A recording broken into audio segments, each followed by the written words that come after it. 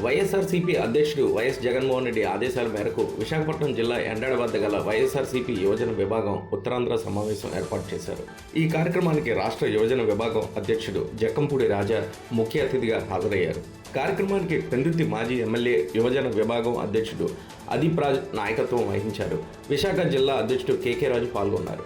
ఈ సందర్భంగా రాష్ట్ర యువజన విభాగం అధ్యక్షుడు జక్కంపూడి రాజా మాట్లాడుతూ అన్ని అనుబంధ సంఘాల్లో జిల్లా స్థాయి నుంచి గ్రామ స్థాయి వరకు రానున్న రోజుల్లో అన్ని కమిటీలు పూర్తిగా ఏర్పడాలని, రాష్ట్రంలో ఏ గ్రామంలో సమావేశం పెట్టినా ఆ సమావేశానికి ఆ గ్రామాల నుంచి 400 మంది యువకులు హాజరవ్వాలని ఆదేశించారు. రానున్న రోజుల్లో ప్రభుత్వ వైఫల్యాలను ఎండగట్టడానికి యువజన నాయకత్వమే ముందుకు రావాలని కోరారు.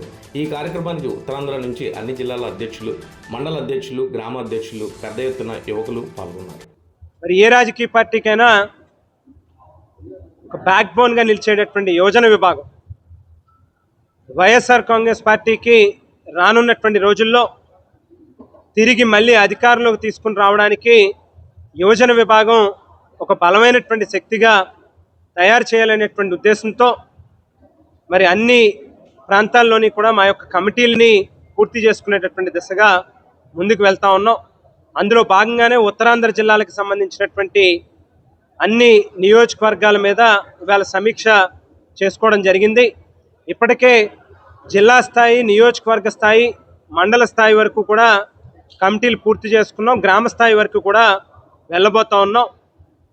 గడిచినటువంటి 1.5-2 సంవత్సరాల కాలంలో చంద్రబాబు నాయుడు గారి ప్రభుత్వం అన్ని రకాలుగాను కూడా వైఫల్యం చెందింది. ఆవేళ జగనన్న ఏదైతే అభివృద్ధి కావచ్చు, సంక్షేమం కావచ్చు, లేక పరిపాలన పరమైనటువంటి అనేక సంస్కరణల ద్వారా కావచ్చు, ప్రజలకి ఎంతో గొప్ప మేలు చేసినటువంటి పరిస్థితులు ఆవేళ ఉంటాయి. వేళ ప్రజలని నమ్మబలికి వాళ్ళ ఓట్లు వేయించుకుని అధికారంలోకి వచ్చిన తర్వాత మొండి చేయి చూపిస్తూ అన్ని వర్గాల ప్రజల్ని కూడా మోసం చేసినటువంటి ఈ కూటమి పార్టీకి సంబంధించినటువంటి నాయకుల్ని ఎదిరించడానికి, ప్రశ్నించడానికి, పోరాటాలు చేయడానికి యువజన విభాగం తరఫున సన్నద్ధం కాబోతా ఉన్నాం. ముఖ్యంగా యువతను ఏదైతే మోసం చేశాడో ఈ చంద్రబాబు నాయుడు గారు కానీ, పవన్ కళ్యాణ్ గారు కావచ్చు, లేక ఈ బీజేపీ పార్టీ కావచ్చు, నిరుద్యోగ భృతి నెలకు 3,000 రూపాయలు ఇస్తా ఉన్నారు. ఈ 20 నెలల కాలంలో 60,000 రూపాయలు ఒక్కొక్క నిరుద్యోగికి కూడా బకాయి పడ్డది ఈ ప్రభుత్వం. మరి ఏ ఒక్కరికి ఒక్క పైసా కూడా చెల్లించలే. ఫీజు రియంబర్స్మెంట్ బిల్లులు ఇవ్వకపోవడం కారణంగా విద్యార్థులు ఆత్మహత్యలు చేసుకుంటా ఉన్నటువంటి పరిస్థితులు ఉన్నాయి. మరి ప్రభుత్వమే మెడికల్ కాలేజీలు నిర్మించాలి అనేటువంటి ఆలోచన చేసి ఒక యువ డాక్టర్లని తయారు చేసి పేదలకు అందించాలనేటువంటి ఆలోచన చేస్తే మరి ఆ మెడికల్ కాలేజీల యొక్క ప్రాజెక్టులని కూడా నిర్వీర్యం చేసేటటువంటి కార్యక్రమం చేయడం కానీ, పోర్టుల నిర్మాణాన్ని కుంటుపరచడం కావచ్చు, లేకపోతే రాష్ట్రంలో ఉన్నటువంటి యువతని ఒక చెడు దోవలోకి పట్టించేటటువంటి ప్రయత్నం చేస్తూ మద్యం ఏరులై పారుతా ఉంది రాష్ట్రం అంతా కూడా. మరో పక్కన గాంజా, డ్రగ్స్, పేకాట క్లబ్బులు, అలాగే కోడి పందాలు, 1-2 కాదు అనేక రకాల జోదాలు ఇవాళ రాష్ట్రంలో ఎక్కడ పడితే అక్కడ కనిపిస్తూ ఉన్నాయి. సో వీటన్నిటి మీద కూడా పోరాటాలు చేయాలి.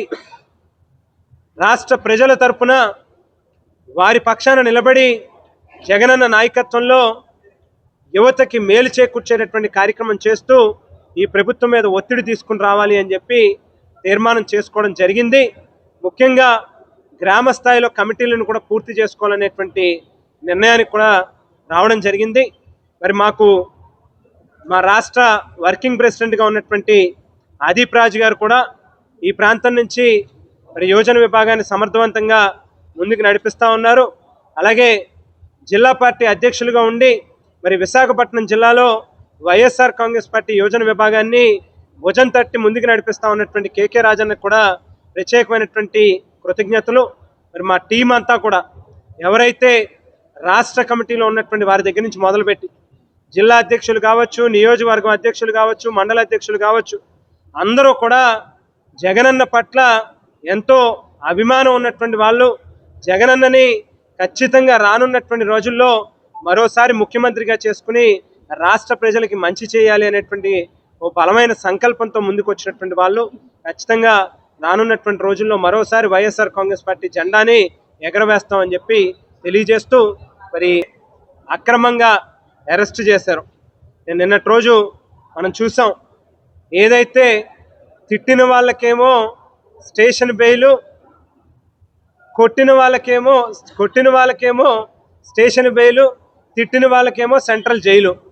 అంబటి రాంబాబు గారి ఇంటి మీదకి వెళ్ళి ఆయన మీద దాడి చేసి ఆయన ఇంట్లో ఆయన కార్యాలయంలో ఉన్నటువంటి అన్ని వస్తువుల్ని మరి మొత్తం ధ్వంసం చేసి ఇంటికి నిప్పంటించి తిరిగి మళ్ళీ రాంబాబు గారి మీద రాష్ట్రంలో 36 పోలీస్ స్టేషన్లలో అక్రమ కేసులు కట్టి 10 రోజులుగా అక్రమంగా ఆయన నిర్బంధించి ఆయన ఆరోగ్యాన్ని కానీ లేకపోతే ఆయన వయసును కూడా చూడకుండా ఆయన ఏ రకంగా ఇబ్బంది పెడతా ఉన్నారో మనం చూసాం. కానీ న్యాయ వ్యవస్థల పట్ల మాకు నమ్మకం ఉంది. అందుగురించే మరి రాంబాబు గారి మీద పెట్టినటువంటి 36 కేసులు ఏవైతే ఉన్నాయో వాటిని ఇప్పటికే స్క్వాష్ చేయడం జరిగింది హైకోర్టు. మరి ఈవేళ ఏదైతే పూర్వం పెట్టినటువంటి మరొక అక్రమ కేసుకి సంబంధించినటువంటి అంశంలో కూడా ఈవేళ కోర్టు బెయిల్ ఇచ్చిందని చెప్పి కూడా ఇప్పుడే తెలుస్తూ ఉంది. సో మీరు పెట్టేటటువంటి కేసులకి లేకపోతే మీ తాటాకి చెప్పుళ్ళకో మీరు ఏదో ఇబ్బంది పెడితేనో భయపడేటటువంటి పరిస్థితి మాత్రం ఏ ఒక్క వైఎస్ఆర్ కాంగ్రెస్ పార్టీ కార్యకర్త మాత్రం ఒక్క అడుగు కూడా వెనక్కి వేయరు. ఇంకా రెట్టించినటువంటి ఆత్మస్థైర్యంతో ఇంకా ఉత్సాహంతో ముందుకు వస్తారనేటువంటి విషయాన్ని మాత్రం గుర్తుపెట్టుకోమని చంద్రబాబు నాయుడు గారికి, మరీ ముఖ్యంగా పిల్ల చేష్టలు చేస్తూ ఉన్నటువంటి లోకేష్ గారికి హెచ్చరిస్తూ సెలవు తీసుకుంటాం.